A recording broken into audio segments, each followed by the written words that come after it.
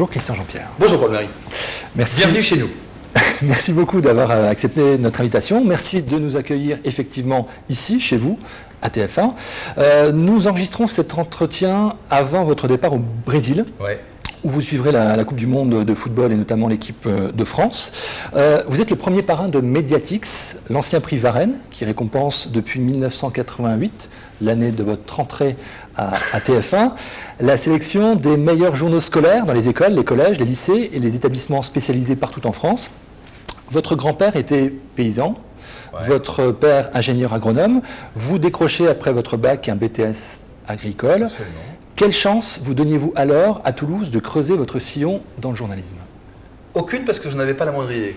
Franchement, à l'époque, aucune. Quand je quitte Toulouse pour m'installer à Paris, je m'installe à Paris pour faire 2 ou 3 années d'études supplémentaires dans la commercialisation des produits agricoles.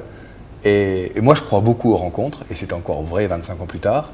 Et quand je suis à Paris, je croise le patron d'une revue agricole, qui était le père d'un de mes copains, qui a organisé un raid humanitaire pour aller livrer des pompes à eau en tracteur au Mali, à Bamako et à Ségou.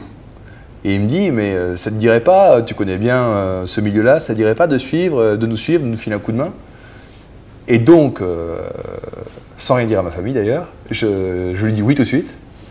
Et donc le voyage s'organise, c'était un hiver, on est parti, on a traversé l'Algérie, à l'époque était encore ouverte, on pouvait faire ça très facilement.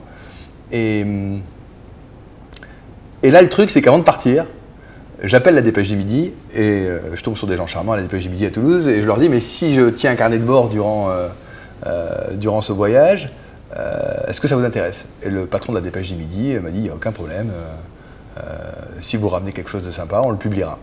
Et donc je suis parti dans un convoi humanitaire pendant un mois à travers l'État d'Isrouf, l'Algérie, un pays magnifique, Gardaïa, enfin je peux vous citer toutes les villes, et au Mali pour livrer des pompes à eau.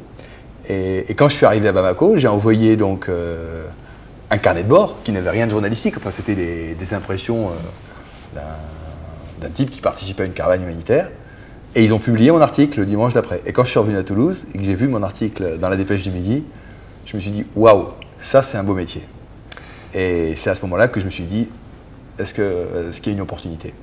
Est-ce que le cadet de l'équipe de football de Toulouse rêvait-il adolescent quand même de journalisme et de sport un petit peu? Oui, de commentateur, oui. Oui, parce que j'ai passé des soirées à écouter multiplex sur France Inter à l'époque à Toulouse. Pierre Loctin? Pierre Loctin, Jacques Vendroux. Et oui, évidemment, je hurlais plus fort qu'eux sur les vues de Saint-Étienne. Oui, bien sûr. Bien sûr. Mais c'est ensuite que la connexion s'est faite, quoi. Je ne suis pas monté à Paris pour ça. Vous choisissez ensuite de faire une école, après ce voyage au Mali, une école de journalisme à Montpellier. Comme dans le football, il y a le tableau noir et puis il y a l'épreuve du terrain. Quels sont les fondamentaux que les jeunes qui ont participé à ce prix doivent retenir pour faire ce métier? Ah, c'est une bonne question. Plus que tout, la curiosité.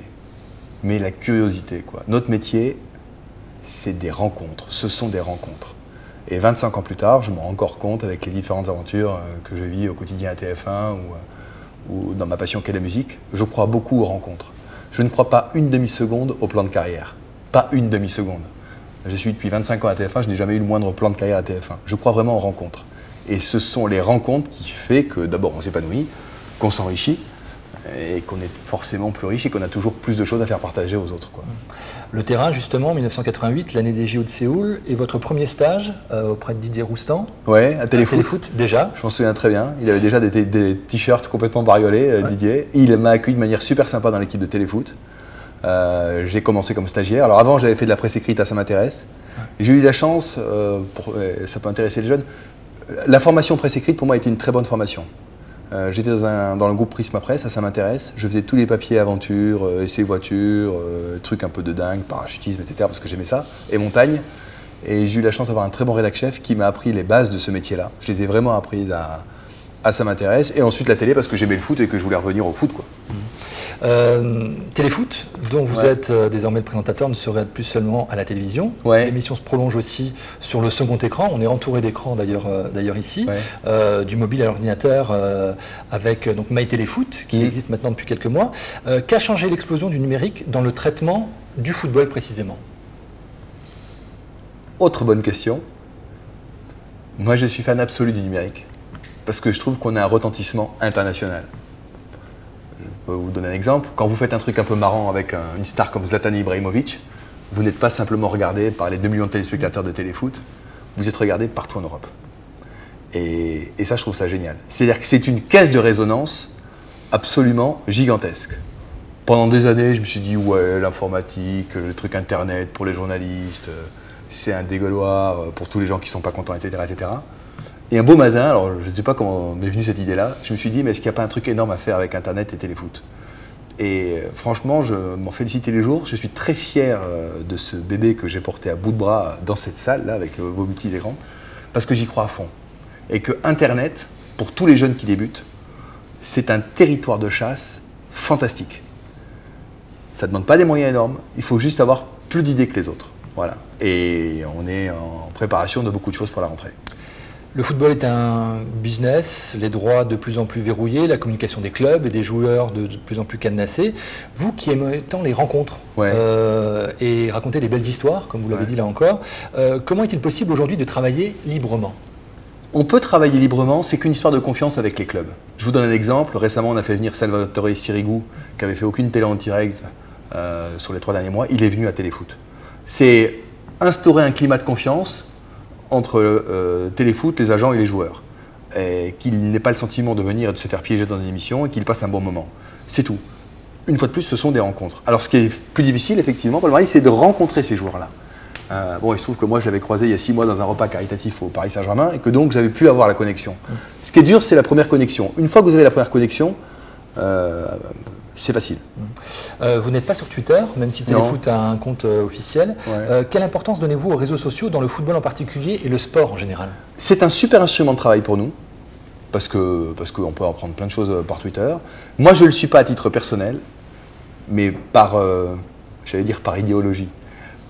C'est presque ça. Je trouve que notre métier fait qu'on doit être tourné vers les autres. Et je vois trop d'artistes, trop de journalistes qui ne sont centrés que sur eux, sur qu'est-ce qu'on raconte de moi, quoi. Et sincèrement, les idées que j'ai eues dans MyTéléfoot sont pas nées en regardant des tweets ou des trucs comme ça. C'est né parce que je rencontre du monde et que je vais pêcher les idées à droite et à gauche. Donc je trouve que c'est un miroir réfléchissant qui peut être dangereux quand on cherche des idées. C'est une super base d'infos.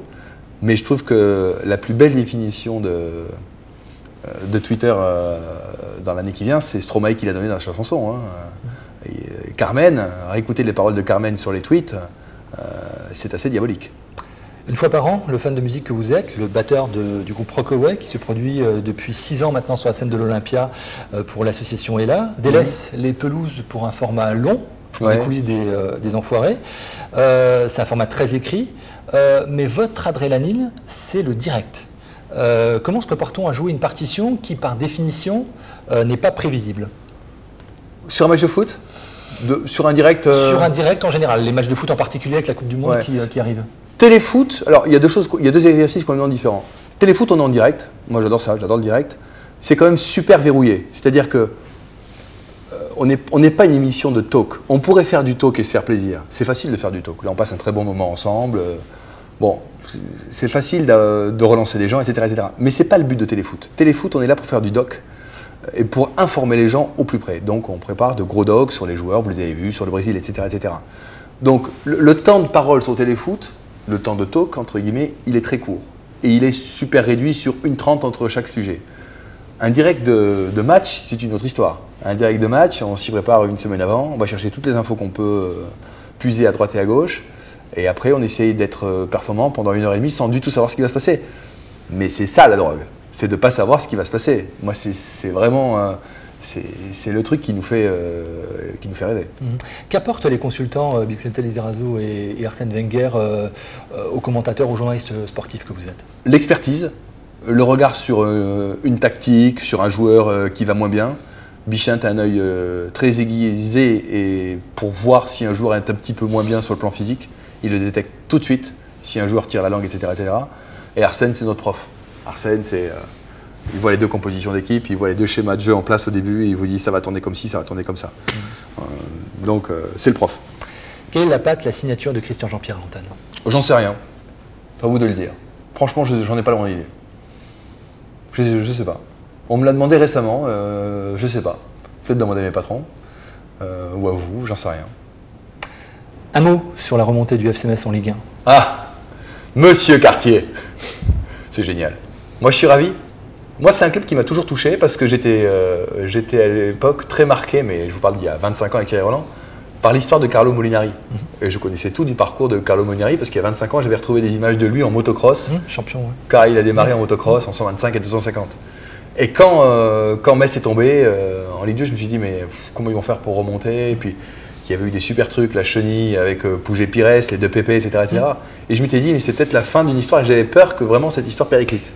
Et de simple fait de savoir que vous remontez cette année, c'est pas du tout, c'est pas de la flagornerie de ma part, ça me touche, quoi. Donc je suis content. J'aime bien les belles histoires. J'ai commencé par votre grand-père et votre père, je voudrais terminer par vos deux fils de 16 et 18 ans. Ouais. Comment s'informent-ils? Quel regard portent-ils sur le métier de leur papa? Oh là, j'en sais rien. D'abord, ça me gêne vachement de parler de ma vie privée, pour être cash. Comment s'informent-ils? Beaucoup sur le net. J'ai pas l'impression qu'ils achètent beaucoup. Enfin, ils lisent beaucoup, mais j'ai pas l'impression qu'ils achètent beaucoup de journaux en kiosque. Comment s'informent-ils? Comme tous les gamins de leur âge, quoi. Et puis sur le net, quoi. Puis la télé, et puis j'en sais rien, parce qu'il faudra leur poser la question.